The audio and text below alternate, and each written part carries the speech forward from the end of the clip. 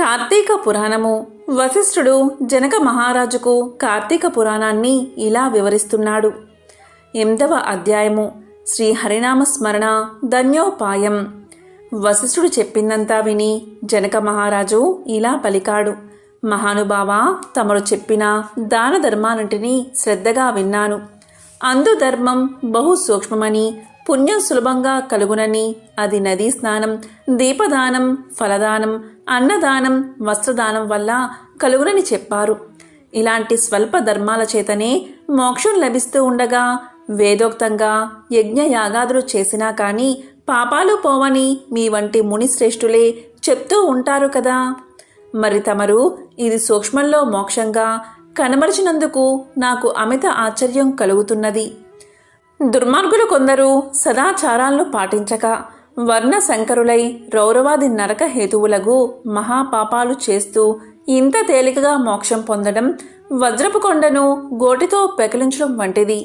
కాబట్టి దీని మర్మాన్ని విడమర్చి విపులీకరించ ప్రార్థిస్తున్నాను అని కోరాడు జనకుడు. అంతటా వశిష్ఠుల వారు చిరునవ్వు నవ్వి, జనక మహారాజా, నీవు వేసిన ప్రశ్న సహేతుకమైనదే. నేను వేదాంగాలను కూడా పఠించాను. వాటిలో కూడా సూక్ష్మ మార్గాలు ఉన్నాయి. అవి ఏంటి అంటే సాత్విక, రాజస, తామసాలు అనే ధర్మాలు. ఇవి 3 రకాలు. సాత్వికం అంటే దేశకాల పాత్రలు 3ను సమకూడిన సమయంలో సత్వమును గుణం జన్మించి ఫలమంతా పరమేశ్వర అర్పితం కావించి మనోవాక్కాయ కర్మలచే చేసే ధర్మం. ఆ ధర్మమందు ఎంతో ఆధిక్యత కలదు. సాత్విక ధర్మం సమస్త పాపాలను నాశనం చేసి పవిత్రులను చేసి దేవలోక భూలోక సుఖాలను చేకూరుస్తుంది.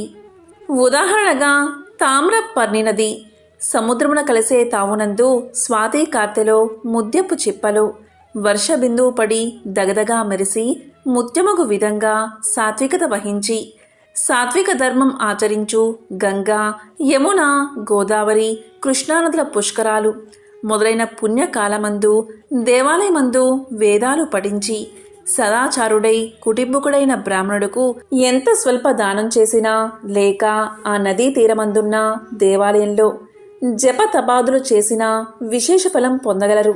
ఇక రాజస ధర్మము అంటే ఫలాపేక్ష కలిగి శాస్త్రోక్త విధులను విడిచి చేసే ధర్మం. ఆ ధర్మం పునర్జన్మ హేతువై కష్ట సుఖాలను కలిగించేది అవుతుంది. ఇక తామస ధర్మము అనగా శాస్త్రోక్త విధులను విడిచి దేశకాల పాత్రలు సమకూడని సమయంలో డాంబికాచరణార్థం చేసే ధర్మం. ఆ ధర్మం ఫలాన్ని ఇయ్యదు. దేశకాల పాత్రలు సమకూడినప్పుడు తెలిసి కానీ తెలియక కానీ ఏ స్వల్ప ధర్మం చేసినా గొప్ప ఫలితాన్ని ఇస్తుంది.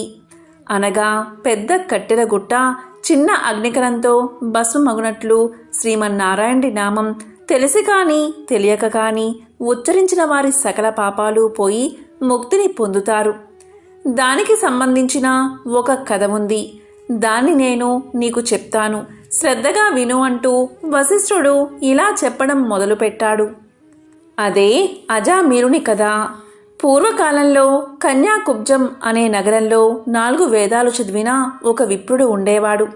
అతని పేరు సత్యవ్రతుడు. అతనికి సకల సద్గుణ రాశి అయిన హేమవతి అనే భార్య కలదు. ఆ దంపతులు అన్యోన్య ప్రేమ కలిగి అపూర్వ దంపతులు అనే పేరు బడిసిరి. వారికి చాలా కాలానికి లేకలేక ఒక కొడుకు పుట్టాడు. వారా బాలుణ్ణి అతి గారాభంగా పెంచుతూ అజామీరుడు అని నామకరణం చేశారు. ఆ బాలుడు దినదిన ప్రవర్ధమానమగుచు అతి గారాభం వల్ల పెద్దలను కూడా నిర్లక్ష్యంగా చూస్తూ దుష్ట సమాసాలు చేస్తూ విద్యను అభ్యసించక బ్రాహ్మణ ధర్మాలు పాటించక సంచరిస్తూ ఉండేవాడు.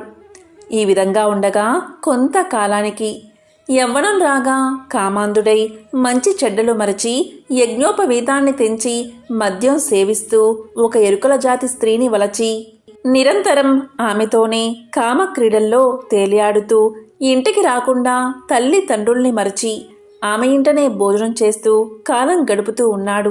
అతి గారాభం ఎలా పరిణమించిందో విన్నావా రాజా? తమ బిడ్డలపై ఎంత అనురాగమున్నను పైకి తెలియపరచక చిన్ననాటి నుంచి అదుపు ఆజ్ఞల్లో ఉంచకపోతే ఈ విధంగానే జరుగుతుంది. కాబట్టి అజామినుడు కులభ్రష్టుడు కాగా వాని బంధువులు అతన్ని విడిచిపెట్టారు. అందుకు అజామిళుడు రెచ్చిపోయి వేట వల్ల పక్షులను జంతువులను చంపుతూ కిరాత వృత్తిలో జీవిస్తూ ఉన్నాడు. ఒక రోజున ఆ ఇద్దరు ప్రేమికులు అడవిలో వేటాడుతూ ఫలాలు కోస్తూ ఉండగా ఆ స్త్రీ తేనె పట్టుకై చెట్టెక్కి తేనె పట్టు తీయబోగా కొమ్మ విరిగి కిందపడి చనిపోయింది. దాంతో అజామిళుడు ఆ స్త్రీపై పడి కొంతసేపు ఏడ్చి తరువాత ఆ అడవి అందే ఆమెను దహనం చేసి ఇంటికి వచ్చాడు. ఆ ఎరుకల దానికి అంతకు ముందే ఒక కుమార్తె ఉంది. కొంతకాలానికి ఆ బాలికకు యుక్త వయస్సు రాగా కామాంధకారముచే కన్ను మిన్ను గానక అజామిళుడు ఆ బాలికను కూడా చేపట్టి ఆమెతో కూడా కామ క్రీడల్లో తేలియాడుతూ ఉన్నాడు.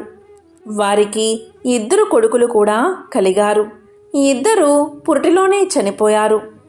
మరలా ఆమె గర్భాన్ని ధరించి ఒక కుమారుణ్ణి కన్నది. వారిద్దరూ ఆ బాలుడికి నారాయణ అనే పేరు పెట్టి పిలుచుకుంటూ ఒక్క క్షణమైనా ఆ బాలుణ్ణి విడవక ఎక్కడికి వెళ్ళినా వెంటబెట్టుకుని వెళ్తూ నారాయణ నారాయణ అని ప్రేమతో సాగుతూ ఉన్నారు.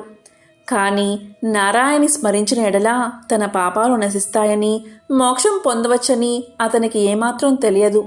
ఇలా కొంతకాలం జరిగిన తర్వాత అజామిళుడుకు శరీర పటుత్వం తగ్గి రోగగ్రస్తుడై మంచం పట్టి చావుకు సిద్ధపడి ఉన్నాడు. ఒకనాడు భయంకర ఆకారాలతో పాసాది ఆయుధములతో యమభటులు ప్రత్యక్షమయ్యారు. వారిని చూసి అజామిళుడు భయం చెంది కుమారుడి మీద ఉన్న వాత్సల్యం చేత ప్రాణాలు విడవలేక నారాయణ నారాయణ అని పలుకుతూ ప్రాణాలు విడిచిపెట్టాడు. అజామిళుని నోట నారాయణ అనే శబ్దం వినబడగానే యమభటులు గడగడ వనకసాగారు. అదే వేళకు దివ్య మంగళాకార శంఖచక్ర గదాధారులైన శ్రీమన్నారాయణుడి దూతలు విమానంలో అక్కడకు వచ్చి ఇలా అన్నారు: ఓ యమభటులారా, వీడు మావాడు. మేము వీడిని వైకుంఠానికి తీసుకుపోవడానికి ఇక్కడకు వచ్చాము అని చెప్పి అజామిళుణ్ణి విమానం ఎక్కించి తీసుకుని పోతూ ఉండగా యమదూతలు ఇలా అన్నారు: అయ్యా, మీరెవరు? వీడు అతి దుర్మార్గుడు. నరకానికి తీసుకుపోవడానికి మేము ఇక్కడికి వచ్చాము. వాడిని మాకు వదలండి అని కోరగా విష్ణుదూతలు ఇలా చెప్పడం మొదలుపెట్టారు: ఇట్లు స్కాంద పురాణాంతర్గత వశిష్ఠ ప్రోక్త కార్తీక మహత్యమందలి 8వ అధ్యాయము 8వ రోజు పారాయణం సంపూర్ణం.